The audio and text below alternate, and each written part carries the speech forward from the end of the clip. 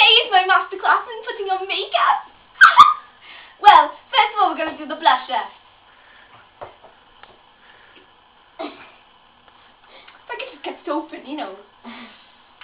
Oh, glasses! Glasses! I forgot to take off my glasses!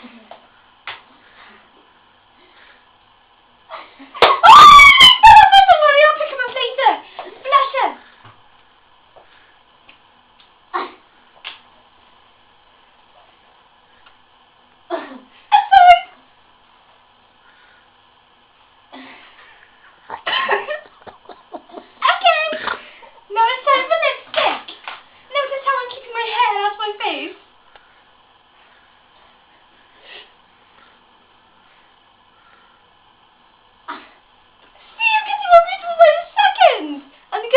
This tastes great. It tastes like cherries. Good. Okay, now it's time for my mascara. I need to keep my hair out of the way for this one because otherwise I can get black in my hair. It's not good. It's not good.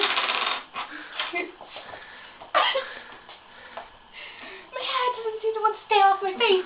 Could you help me? Okay, go. Make sure not to get it in your eyes because otherwise you die and it hurts and it stings and...